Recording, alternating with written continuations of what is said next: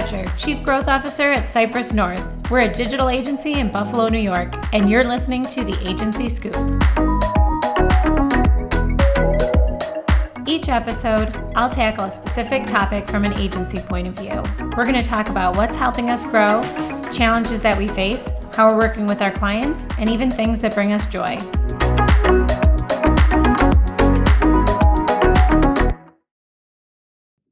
Welcome to this month's episode of the Agency Scoop. So today, before our Q&A, I wanted to talk a little bit about how agencies give back. It's been a theme that we've been hearing a lot about lately, different agencies doing volunteer projects or pro bono initiatives. If you tuned in last month, you heard Trisha Barrett talk about their Chroma initiative where they're giving free services to minority-owned businesses here in Western New York. I was really inspired by that and thought that was a really cool way to give back. Also, our guest today, Lauren Molenda, will talk a little bit about something that she did recently that was pretty exciting here locally and worldwide. So there's a lot of ways that an agency can give back to the community, and I think that there's a huge range of ideas of how to implement something like this. There's certainly a lot more appetite for it as younger people are entering the workforce. They want to be involved in their local communities, as well as any kind of passion projects that they have or causes that they feel strongly about. And it's our responsibility to really give them that outlet at work. So there's a few different ways that we've tried to do some things here at Cypress North. And as always, I'd love to hear what your agencies are doing. We formed several months ago, we formed a community service committee and opened a Slack channel on community service on our Slack, so that people could give ideas about ways they could get involved or things that people might want to know about. And last fall, we did a few different walks to raise money for different causes. So somebody selected the Alzheimer's Association as one of them that we went on, and everyone fundraised for that. And of course, there's a lot of ways to do things like doing a walk where you're raising money or donations, or even volunteer hours where you're helping out in the community and just giving your time. And a lot of people have expressed interest recently in doing some more community service, but using our talents and skills that we use here every day for our clients. So we're looking at taking on some pro bono accounts and some different ways to let people use their skill set to help a local business, similar to what Trisha talked about last month. We just started working with the local Boys and Girls Club to help them with their website and digital marketing, and we're really excited about that. There's a lot of other ways that I think companies do this, and sometimes there's full-scale, days off that they take where everyone is volunteering to do Habitat for Humanity, something of that sort. I'd love to know how you're getting your companies involved and other ways that people volunteer. One of the ways that I get involved in our community is with the American Cancer Society. I serve on their board of advisors here locally, and it's a cause that's really near and dear to my heart in helping people fight cancer. And so when I joined Cypress North, I told them, hey, I'm involved in this. It's really important to me. And sometimes I have to spend time during the workday doing this, either making connections with corporate sponsors or other volunteers. And of course, they were more than supportive about it, and I've continued my work there. And I think that there's a lot of ways that we can help other people and our other employees get involved in organizations like this that mean a lot to them and be able to use some of their work time doing that. So I'm excited to find other ways that we can give back to our community here in Buffalo and across the country and see what we can do. For today's Q&A, I have a really special guest, Lauren Molenda, who's the co-owner of Riveter Design. Lauren has grown up through the ranks of the advertising agency world here in Buffalo, worked for quite a few of them, and we've known each other for a long time. So we talk a lot about the ways that her agency is different and how they're structured differently than most, and things that we've learned along the way of our careers. She also gave me the idea to focus on community in this episode because she recently did something pretty amazing that she'll talk about. She climbed Mount Kilimanjaro in Tanzania and raised over $25,000 for the Girls Education Collaborative, going directly to a school over there. So without further ado, here's our Q&A with Lauren Molenda. So Lauren, thank you so much for coming on the Agency Scoop with me today. Thanks for having me, Jill. Of course. So glad to be here. I'm happy that you're here in person. It's nice. Yes, it's super nice. And I get to see your gorgeous offices, which are amazing. So thank you for the tour. Well, thank you. So can you tell us a little bit about yourself and your background for everyone, but me that knows you? Because we've known each other for a million years. Yeah. We don't have to talk age, but we won't, since high school. Yeah. Sure, I can tell you a little bit about my background. So I co-own Riveter Design with Jordan Heggie. And prior to that, I worked at a couple of different agencies. So I feel like between you and I, we have worked at all of the agencies. Yes. But never together, just like oscillating around each other. So I spent some time at Crowley, and before that I was at Maurer. Jordan and I met at a little agency that is no longer with us called Stand. So that was my first agency gig many years ago. I forgot about Stand. Yeah, it was such good times. I will wax poetically about those times all day long. So basically just been kind of an agency girl, my whole professional career. I spent some time at the Buffalo News before that. I went to school for journalism, which clearly did not pan out into anything. They sent me up to the marketing floor and told me I was too biased to write. So so here I am, and I've been with Jordan at Riveter for about 5 years. We reincorporated as partners in 2017, but the agency is actually 10 years old this year. Oh, great. Yeah. I didn't realize. Okay. I know. Yeah, we're old. Yeah. Congratulations. Thank you. That's great. Thank you. Yeah, it's a good milestone. It means it's working so far. Yeah. So tell us about Riveter and what makes you different. Sure. We call Riveter a microagency. It basically started as, which we made up, by the way, and I always say that's not a real thing. We just made up the phrase. So you'll know it's a real thing when people start copying they don't go Googling it. You're not going to get anything. So Riveter started as a freelancer. Jordan just kind of branded herself instead of working, under her own name when she left Maurer in 2012. And that was really a great thing that she did at the time because we were able to grow it without changing names or losing any equity that she had built. Mm-hmm. And like any freelancer that is just really excellent at what they do, she got busy very quickly and spent so much time doing all of the things but designing, right? Mm-hmm. So she was dealing with clients and estimating and invoicing and managing communication during the day and then sort of designing all night long, and just was in really, really deep really quickly because she's so excellent. And so at that point she basically said listen, I know you're considering, we've always talked about doing something together, even way back during the Stand years when we're in no way qualified to run our own business. I don't know that we are today, but we really weren't then. And I had just had my daughter and was kind of thinking about what the next step would be. And so she kind of said, if you jump, I have enough hours where I can catch you. We can sort of ease into this a little bit as we figure out how it's going to work. So when I joined her at Riveter, that was really when we became more of an agency, and we started to work with more subcontractors, and that model worked really well for us. Around that time, 2016, 17, 18, a lot of people were moving towards the freelance life, and even more so have now post-COVID. And there was just such excellent talent out there that we knew in our network, and we knew we could hook clients up with, but creatives and clients aren't always they don't always find each other, mm-hmm. that easily. So we felt we could be a little bit of a conduit to do that. So the micro agency model started essentially in terms of us being able to match up freelancers with clients and projects based on people's bandwidth or their expertise or their abilities or schedule or whatever the case is. And that's really how the micro agency model was born. We've done that for 5, 6, 7 years. And just earlier this year, we started to act more like a grown-up agency and actually bring some people, full-time, part-time in-house. So we've grown a bit with our core team, mm-hmm. which is nice. But we still are very true to kind of that freelance model. And I would say, at least half of the work we do, sometimes if not more, certain months is with using people who are full-time freelance in the marketplace. So that's kind of what we mean by the micro agency model. Yeah, it's so interesting because, and I think you probably experienced this too across other agencies, that agencies are hesitant to tell clients that they're using freelance help, right? Totally. So and we've always been totally different. You flip take it on it. Yeah, we've been transparent since day one for a couple of reasons. One, the model actually there's an economic value to it for clients. We have less overhead.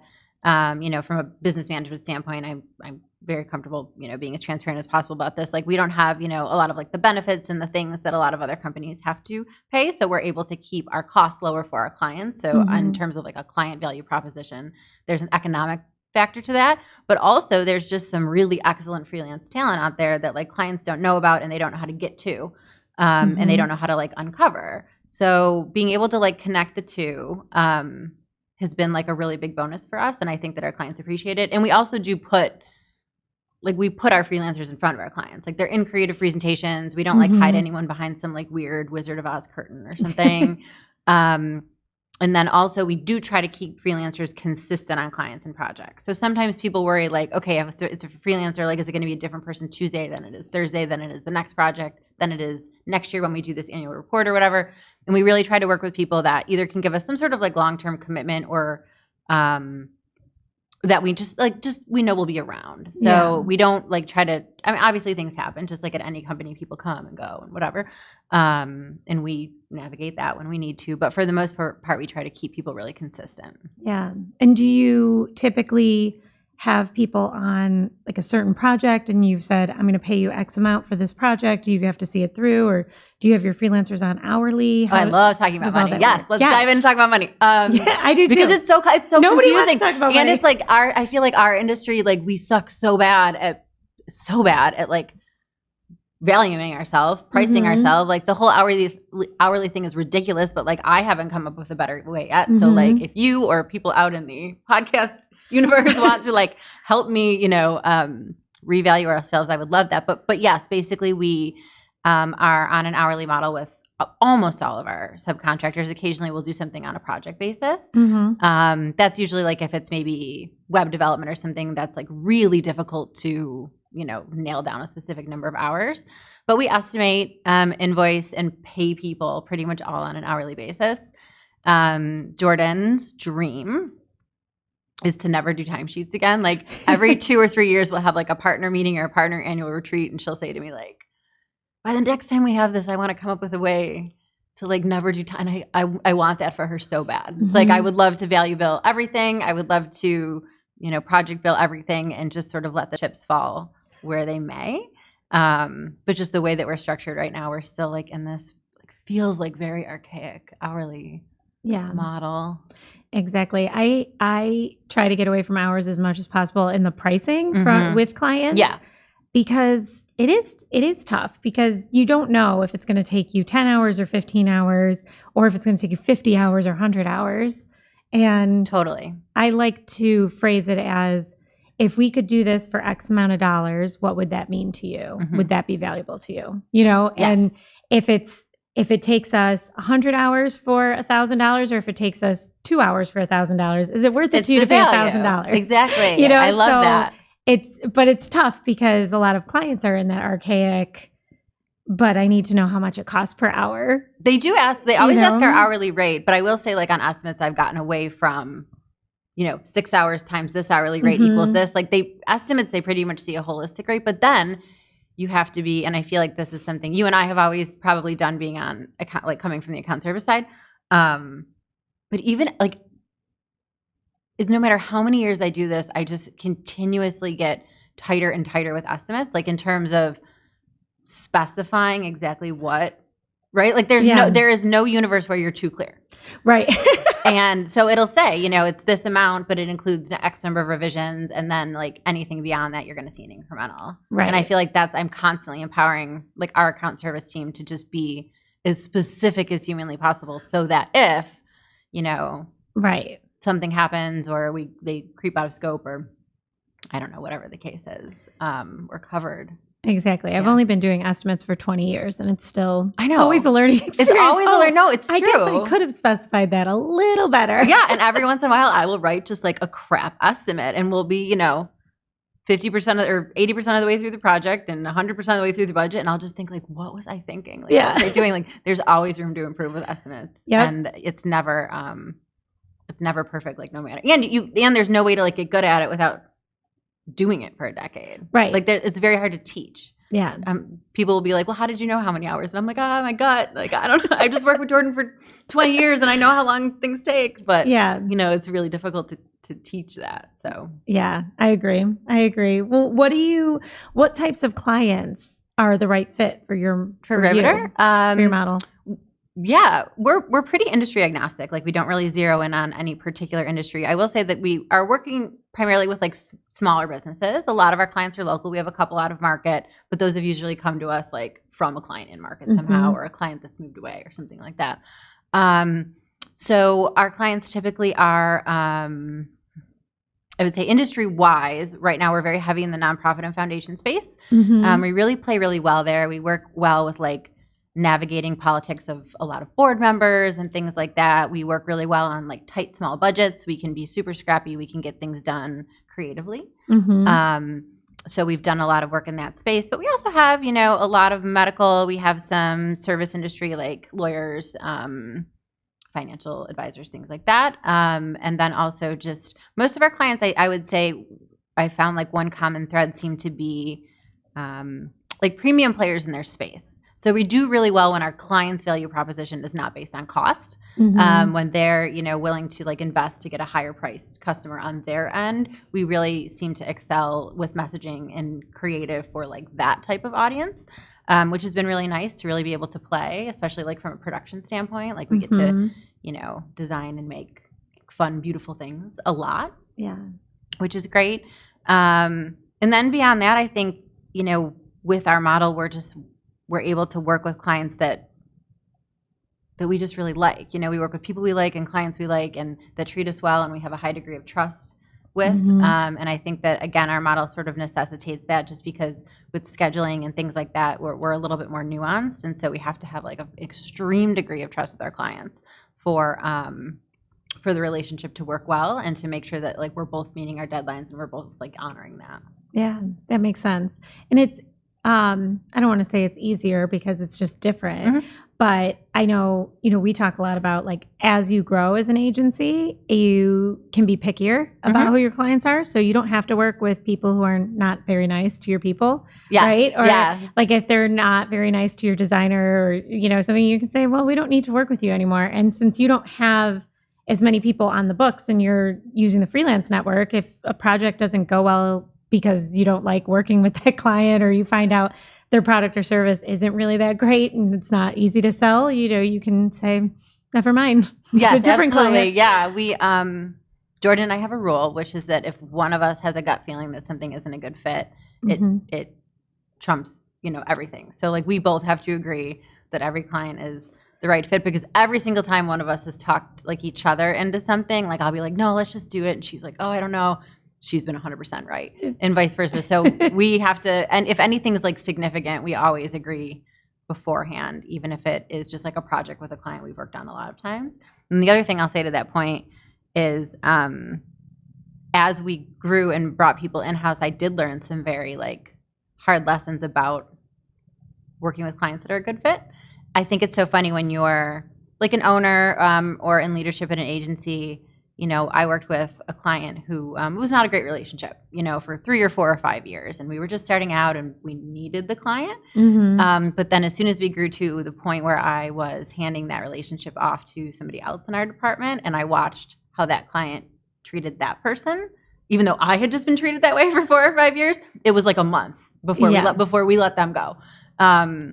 Because I was like, oh my goodness, you know, just seeing it with one of your people or seeing it through somebody else's eyes, that made it so clear that it was such a bad fit. And I had just like endured it because I had. Well, and you grew up in the agency world where you've probably been mistreated worse.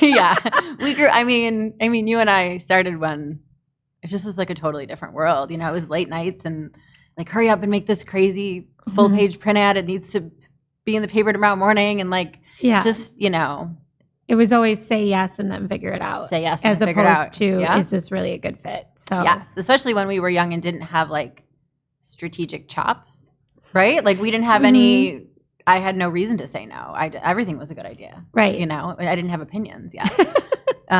So you just said yes. You know, your clients had opinions and they had money. So yeah. And that was the account service way back then. It was always say yes. Yeah. So yeah, we can do that tomorrow. Sure. Of course. And then having to go back to creative and say like, sorry, I'm I gonna get you guys a pizza, but you guys have to stay late tonight. Yeah. And that was before like working from home. That was even like, I mean, VPN was still even kind of new. Like working late meant like staying in the office. You are, yeah. Like I remember going home for dinner and coming back. You know, we would all like go home for dinner for like an hour and then like come back at like 7:30, 8 o'clock at night. And it was fun because we were young and nobody had kids and like it was a blast. But it is, but things have changed so much. And now you don't want it to be like that for your people. No. Exactly. No. And most of our people are, you know, I would say like have 2, 3, 4 kids. You know what I mean? Like our agency is a little bit, they've had experience other places. We have a lot of moms who've like returned to the workforce. Maybe people who want to work like part-time or, you know, even, 20 or 30 hours a week, that sort of thing. So, you know, our team is not, I would say, like a traditional like advertising agency vibe where like everybody is working all day and then like going out and drinking together at night. Like we love each other and we love working together and then we go home to our families. And I think that's a little bit different about us in terms of like from a cultural perspective than maybe like a growing up and coming agency that has like a lot of younger people that are, it's maybe like their first gig. Yeah. It probably makes hiring a little bit easier for you because you know everybody that you're bringing in. Yeah. Actually, it makes all hiring networking. It makes hiring super easy. You would be surprised at like how, I think our sweet spot of like maybe parents looking to like make a shift. There's maybe different prioritization in their lives now. I think post-COVID has been excellent for us because people have reprioritized based on their values a lot. And we can offer all of that, like if it's a couple days from home or if it's 20 hours a week or 30 hours a week or, you have some other sort of nuanced schedule that you want us to work around, all of that is fine with us. In fact, we're built on that cornerstone. So we've been able to secure a ton of great talent that maybe like larger corporate, not necessarily even agencies, but like, banks or other businesses have not addressed and have not accommodated for. And all we are is accommodating, like in terms of schedules. So that's awesome. Yeah. You find the people that'll fit right and then fit to them. Yeah, we've been really lucky. We have an excellent team. That's great. So everyone that I've pretty much talked to says that hiring is their biggest challenge these days with the Great Resignation and all of that.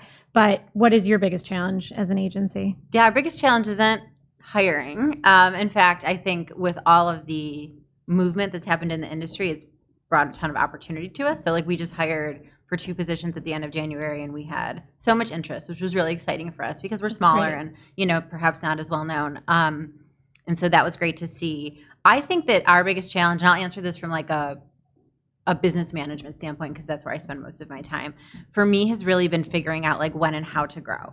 So I tend to grow when I am in like absolute pain, working, we're all working like 24 hours a day, like just too late. I don't really, feel comfortable like pulling triggers or figuring out what the next step is until like it's hitting me in the face.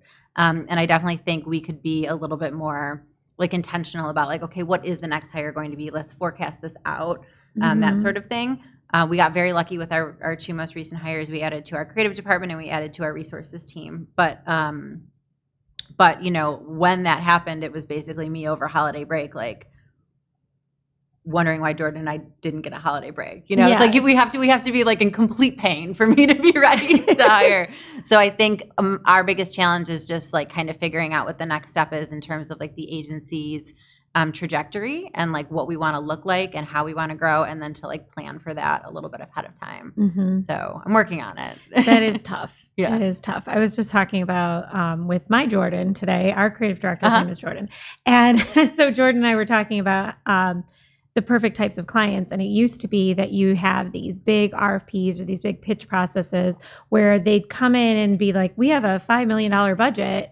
How are you going to support us? And it's like, we don't just have 10 people laying around to do it. You never have that capacity built. So I think the shift in how people hire agencies now being, coming in on a project and kind of growing what you're doing with them from there, as opposed to someone's like, oh, I want one agency to do everything and they're just going to start next month and they're going to do all of it for us. Like that doesn't happen as often anymore, or maybe it's just different where I am now. But do you remember what would happen then when that agency would lose that account? Right. Like we would all hear about it, so-and-so lost this HMO and everybody got fired. Exactly. And so I love actually that we're not doing that anymore because it was such it was so cutthroat in terms 100%. Of like you get this huge account, you hire, the account decides, they're not happy through no fault of all of these like new people brought on, and then they would cut 30% of the staff in one fell swoop because they lost this one account. And like, I just will never, and I'm sure you guys wouldn't either, like put us in a situation where,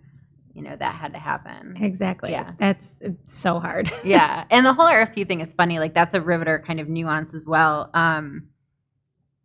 Like when we pitch, which is almost never, because frankly, we don't have the overhead to like do a bunch of unbillable, like RFP, like it's just not us. Like, we're 100% referral. Occasionally an RFP will come across our desk where we'll be like, oh, this is perfect. We have all this relevant work. Like, fine, we'll, invest. And it's gone well when we have chosen to pitch. But I walk into every pitch and I kind of say something like, this is going to be really bad. Like, just so you know, like, we don't know what we're doing. We don't know how to do this. Like, we don't have like a spiel. We don't have like a dog and pony show for you. Like, we're here because this came across our desk and we couldn't say no to trying to get it. But like, we don't know how to do this part. And so usually they laugh, but like I'm out of practice. Yeah, but it's true. Like I haven't been on like a pitch team since for like 10 years. And sometimes that was like that was someone's job. Yeah. Like all day. Yeah. Yeah. Oh wow. Well, that's great. Yeah. That's a fun thing to be doing. People like when you admit what you're terrible at. I agree. So. It's part of that transparency, telling people what you can do, what you can't do, what you will do when you're not the best fit for something. Yes. That's important, I think. Absolutely. Our goal in a pitch is really just to walk out and say, like, would we have done anything differently? No. And if they choose somebody else, they're probably right, because we've kind of put it all on the table in terms of what we're capable of. Yeah. So we didn't go in there and lie. We didn't hide anything. We went in as us. And if us isn't the perfect fit, then we're not the perfect fit. Then you're probably right. That's great. Well, so, switching gears to outside of work. Okay. I heard that you like to take very long walks. Yes, I just took a very long walk. Where did you go? I went to Tanzania. It's a long walk. Well, I flew there. Okay. So that was actually just like a really long plane ride. But yeah, last week I actually got back from Tanzania. I was there for 2 weeks. And I took a very long walk to the top of Mount Kilimanjaro. It's just, I'm like, my mind is blown. No, mine is too. It's amazing. Yeah, I'm still not sure like what that was about. Well, I think the coolest thing is when I hear about people running a marathon or climbing a mountain, it's like, oh, that's cool. But you did not just climb a mountain. You really, you did this for an amazing cause. You rallied the whole community around you. You donated, or you raised all of this money. So please tell us about that a little more. Sure, yeah. Let me think how it even starts. I was looking for a leadership opportunity. I'd done some really great like peer mentorship things in the past. I was in Vistage for a while, which was great. And I was just kind of like looking for the next thing. And like just to all of our credit in advertising, I was targeted with an ad on social media from this organization called Mountains and Marathons, which is like a leadership development program. It's 6 months. Business leaders from all over the world get together. There were 12 people in my cohort. And we did basically 6 months of like leadership training and coaching. I kind of went into it thinking it was a little bit more like entrepreneurial and business focused. It ended up being like a lot of self-improvement, which I appreciated eventually, but I'm like a little bit like I learned how to be vulnerable and I learned how to like communicate and all the things, but those things do not come naturally to me, right? So it's more like therapy. I was like, oh, then I have to talk about my feelings again with these people on a Tuesday. But it ended up being just an excellent program. I can't say enough about it. And I didn't even really meet anyone in my program because we were in like 6 time zones. Like one of my coaches is from Australia. One of my coaches is from Germany. They were both living in like Mexico and in Tanzania throughout the program. Just very much like a citizen of the world kind of culture. And so we went through this program and we graduated together as a team by meeting up in Tanzania and climbing this mountain together. So in addition to the leadership coaching throughout the program, there was also a fitness coach involved, a nutrition coach involved, and they really supported us to make sure that we were prepared to do the physical activity, portion of the program. But it was much more than just the climb. So during this time, I was made aware of Girls Education Collaborative, who is a Buffalo-based nonprofit who happens to run a school for girls in Tanzania, like a stone's throw from the bottom of the mountain, which was like just crazy to me that there would be like a Buffalo tie to this, tiny little town in Tanzania on the other side of the world. So I met with Ann Wadsworth. She's the executive director, and she's just like a powerhouse of a human. And they had done, how everybody was getting super creative during COVID with like these like virtual events. They had done a virtual like climb Kili event where you climbed like, I think it's like 37 miles or something. People here walked 37 miles, kind of like remember walkathons? Yeah. It's kind of like a walkathon or a runathon or whatever last year. And that's how they had done that in lieu of like their big event. So I went to her and I was like, well, what if someone actually like did it? Like, what if somebody actually like went and climbed Kilimanjaro? And she was like, okay, let's like figure this out. So what we ended up doing is pricing each. There's like a number of camps to the top where like we would sleep at every night. And so I kind of like chunked those up into sponsorship packages with different like investment levels at each one, going a little bit higher to the top, and sold those to, whether they were clients or friends, companies, or just like people I had business relationships with. So I really approached the business community and asked for their support. And all of that money went directly to Girls Education Collaborative. And then what I didn't anticipate is when like the news started covering the climb and the fundraiser and stuff, donations just started pouring in from like all over the community. And that was super humbling to me because there were people I didn't even know, people who had heard about Girls Education Collaborative, people who just like climbing, my parents' friends who saw it on TV, like whatever the case was, it was just so wonderful to see like even, $5, $10, $20, $50 come in. And so the goal of the initial fundraiser was $17,500. That's what it would have been like to just sell the camps. But we ended up, I think we're like just around 25,000. So, wow. Yeah, which is like, I know it's a huge amount of money, but it's even a more massive amount of money in Tanzania. Like what that amount of money can do in a socioeconomic like climate like that is just absolutely incredible. So I'm so excited for like these girls and the school and like what they're going to be able to do with that money. That's amazing. Yeah. Are you still going to be involved with the Girls Education Collaborative here? I hope so. I think like I think we're all just sort of like coming down from, but I'm going to meet with Anne soon and we're going to, talk about the future. I think she kind of wants to use it as a pilot. I mean, 30,000 people climb this mountain every year. And I hope that maybe I've inspired other people to want to do something like this. I like to think that if I can do it, everybody can do it. I'm certainly not like an athlete or anything like that. And so, I'm hoping that there's other opportunities to do something similar and sort of take this model that we've developed and apply it to either that climb or like other types of activities for the organization. Awesome. Yeah. That's so great. It's awesome because I just imagine you sitting with Anne and being like, how can we do this? And then you just do it. And, yeah. And I watched it on LinkedIn and saw all of your progress and everything. And it's really inspiring. It's awesome. So I hope that they do figure out a way to keep that going. Yeah, me too. I've loved, I'm like halfway through right now. I'm kind of doing like one LinkedIn post like per sponsor, but then I'm also just sharing a little bit about like what happened that day on the mountain because people want to know all sorts of, they're like, everybody always goes to like, what was the toilet situation? Like, how did you brush your teeth? Like, what was your tent like? Like, so I'm, I find myself sharing all these like weird details that I wouldn't have even thought people would care about, but people want to know like, how do you function? Like, how do you live on a mountain for 8 days? So to me, I feel like it feels very normal at this point. Like that's something I like weirdly like to do. But usually the questions are around like hygiene or, or like food or. Did they prepare you for all of that stuff or was there anything you were really surprised by when you got there? I was actually surprised at how not roughing it was. Like Mountains and Marathons hires like a tour company. You can't climb Kilimanjaro without a local tour guide. Like it's illegal. So ours was called Africa Biza, which is just amazing, like super ethical tour company. We had, so just to give you kind of people are always shocked by this, just to give you kind of a benchmark, there was, I don't even know like the real number, but I would say like 15 or 16 of us climbing, probably half as many guides. So like 8 or 9 guides that actually were responsible for like helping us up and then 80 porters. So like, wow. Right. So we're like 100 people deep, like climbing as a group, like it is a production. It is like a community of humans, like living and working together on this mountain for 8 days to like make this happen. And the porters carry, your tents, your food, like all of the things, even some of our gear. Like we all hiked with a large backpack, but not everything for all 8 days could fit in it. So like we each had a person assigned to us that helped us with our gear. Mine was a female, which was super amazing because Africa Biza is one of the only tour companies that is committed to employing females. Wow.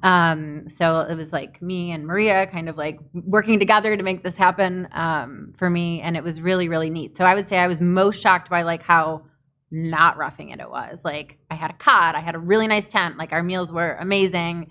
There was such a sense of community. We had these like dance parties every night when we would walk into camp and like just to kind of get your energy up, and we would do like traditional like Tanzanian songs and dances, and it was honestly just like a blast. Yeah. That's awesome. It wasn't, people I think have this vision of it being like grueling and like freezing and horrible, and it wasn't any of those things. It was just like every day was more fun than the last. Wow. Yeah. Will you do it again? I won't do that mountain again. Like, which is funny because like, people do that. Like a lot of people in my group are like, I'm coming back. I was like, no, why? We just did this. Like, yeah, go do another mountain. Do another one. Yeah, no, I have, it's so weird to say it out loud, but so Kilimanjaro is like one of the 7 summits. So it's the highest peak on each continent.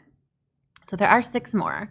I mean, some are probably more realistic than others, but I think I'm just going to try to chip away at those. It's an awesome goal. Yeah. That's cool. Yeah.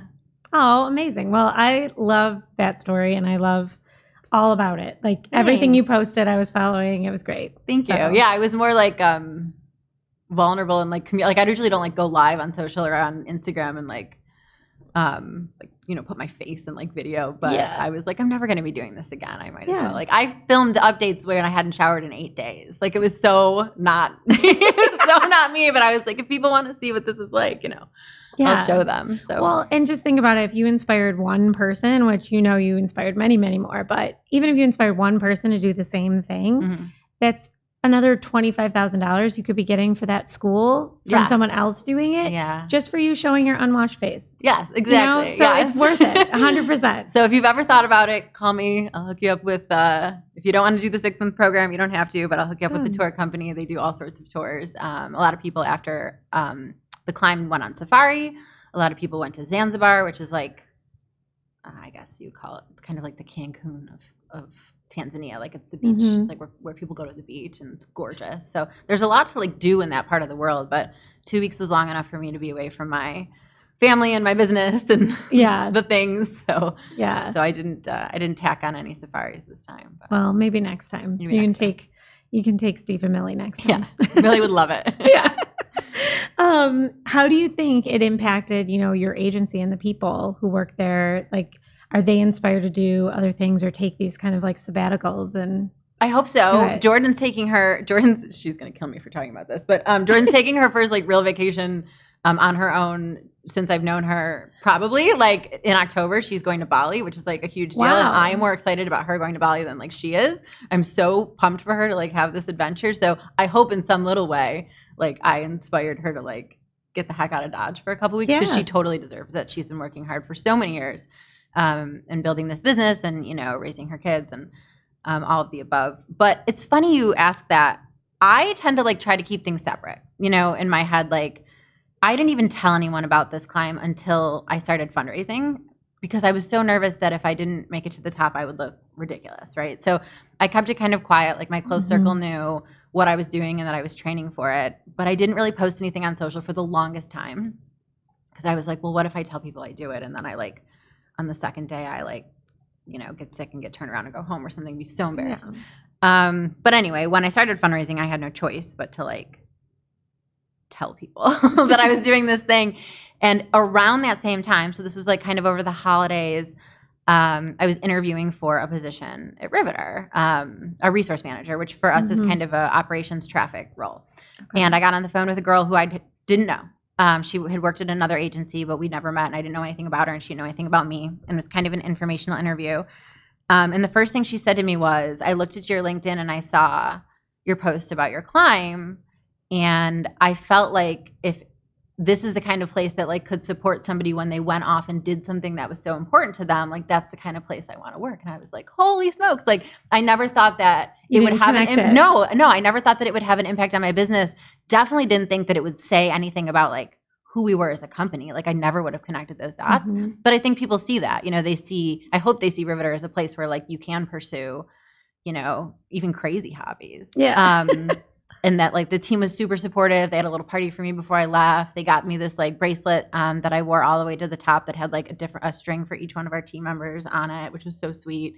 And I also left the morning, literally like 2 days after the Addies, which we had like kind of a big Addies here this year.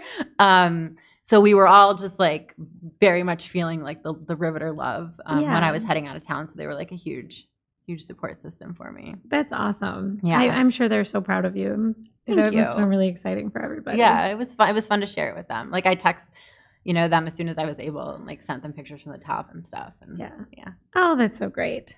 Well, so, kind of closing out a few things. I guess, one question, what would you tell somebody that's new in marketing or advertising, just starting out, maybe just graduated college? Like looking for a job or has a job? Either. Either. Okay. Starting their career. The looking for the job question is an easier one. I feel like just being bold in terms of like asking for like shadow opportunities, not even internships. Like an internship is a big deal and some are paid and some are unpaid and they can be competitive, but no one will ever, like if someone called you tomorrow and said like, hey Jill, I really love what you do. Like I want to learn more about it. Can I come spend a day with you? Like there's no universe where you would say no. Right. And there's no universe where I would say no, or I would find somebody on my team who's more aligned with like the thing they want to do and hook them up for a day. So like, I think just being creative and finding ways to like get in an agency. Like I don't even care if that in an agency is like Spot Coffee, if they don't have, brick and mortar or whatever, or in somebody's living room or whatever the case is, but like just ask for an opportunity to get inside and see what it is all about. I have whiteboarded out more times than I can count for a shadow or an intern, like, okay, what are you interested in? I'm interested in marketing. Okay, well, there's media and there's account service and there's, resources and there's creative and there's this and there's PR and like, they don't even really at that point have kind of an idea of what all of the opportunities are. So I think just like helping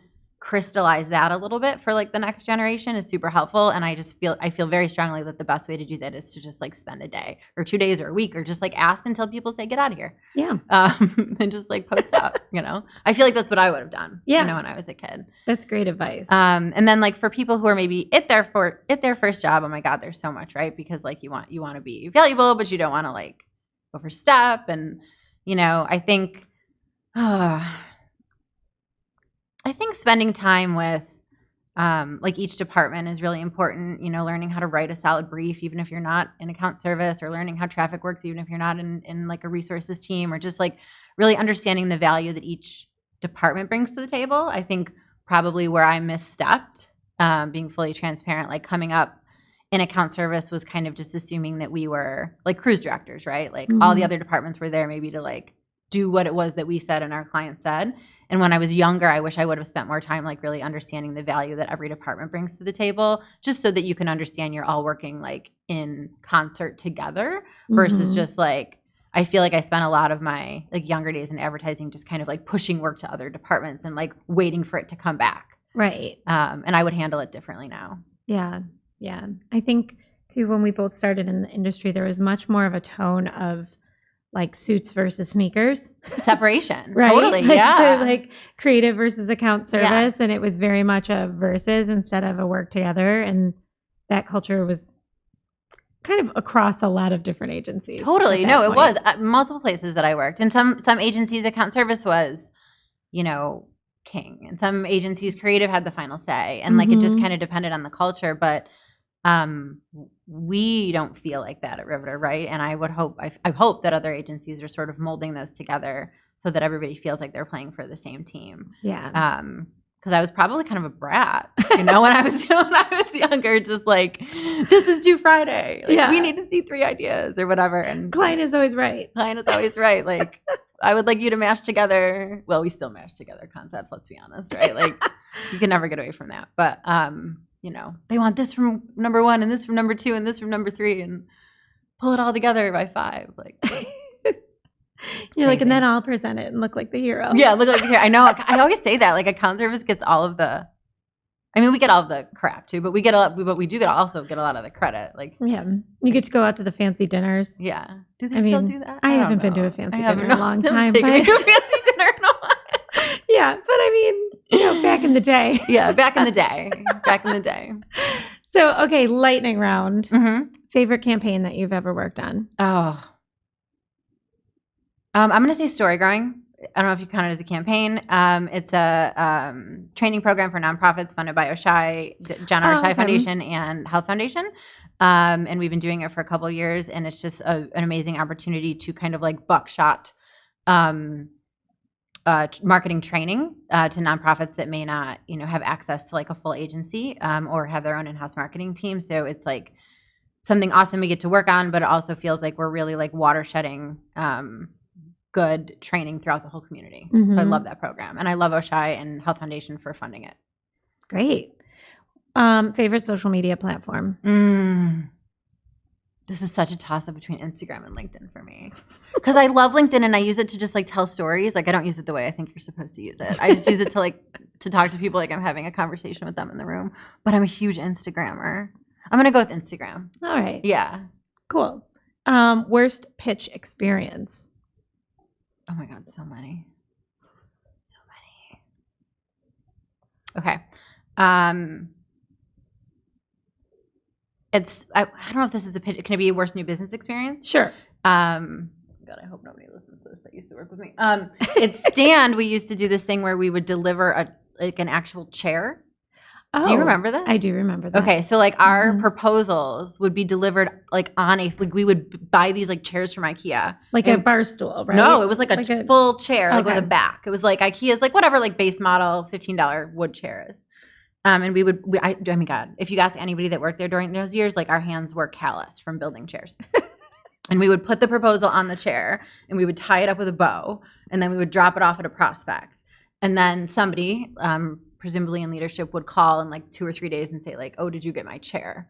Thinking like the reasoning being like, no, you can't ignore that. Like it's impossible to ignore that. But like so many years of my life were spent putting together driving like just everything about the chairs. So if you ask anybody who worked there, we all have kind of this like love-hate sort of visceral reaction to new business because of this like very quirky idea that actually probably worked, but yeah. Did you have like a clever line like don't stand, take a seat? Oh, 100%. There was so many of them. Stand proposal. Yeah, and so many people would be like, how come your company Stand but you delivered a chair? And it was like we had all these rebuttals and it was good. It was fun. It was good times. But like, for me to say I like doing biz dev now is so funny because back then I was like, no, please don't make me build another chair. Don't make me build any more chairs with like those little Allen keys. Like you'd use that little tiny wrench that comes with oh my God, it was awful. Oh my gosh, amazing. What is your favorite thing to listen to while you're working? My team has gotten me off of music with words. So like at Riveter, we're not allowed to listen to music with words. I have 2 colleagues that like won't have it. So I used to be able to listen to anything, but now it has to be like ambient. Okay. Just like sound, like jazz or, like a lighthouse or something like that. But no words. Yeah, I get that. There's a lot of people here who listen to podcasts as they work. And I can't do that. I won't pay attention. I would just stare off into space and listen to the podcast. Yeah, or not listen to the podcast and be doing work, and then you're like rewinding all the time. Yeah, it's like when you fall asleep with like a book, like an Audible or something. Yeah. That's funny. Exactly. I couldn't do that. So I like that there's no word policy. That's nice. Yeah. Well, so tell our listeners where they can find you if they want more of this awesome content. No, basically just here on your podcast. I don't know. I'm Lauren Molenda on Instagram. I'm very easy to find. I don't have like some cute name or anything like that. and on LinkedIn, those are my platforms. You can find me on Facebook, but I probably won't see your message for like 3 months or so. It's basically just my mom is the only one who talks to me on Facebook. Yeah, that works. So yeah, that's where you can find us at riveterdesign.com. Awesome. If you want to see some of our work or meet our team, that's where we're hanging out. All right. Well, thank you so much for coming on. This was a ball. I had so much fun talking to you. Thanks for having me. And catching up. Yes, it's good to see you. Of course. For this month's agency horror story, it's actually a story of my own. So when I first started working for Cypress North and we were home during the pandemic, I got an email message from somebody that came through our website that wanted to talk about marketing for their insurance agency. And I had a ton of experience in the insurance industry from my previous job.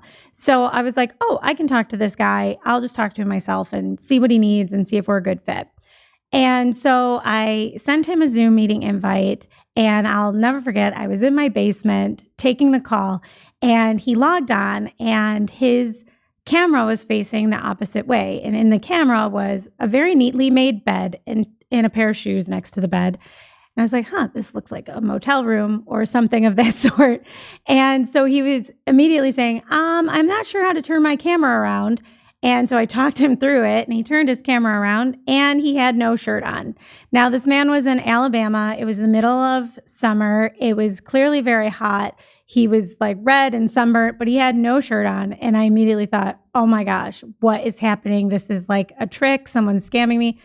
But no, he proceeded to talk about his business for about 20 minutes, talked about his goals, what he needed to accomplish, his company, never once mentioning that he had no shirt on.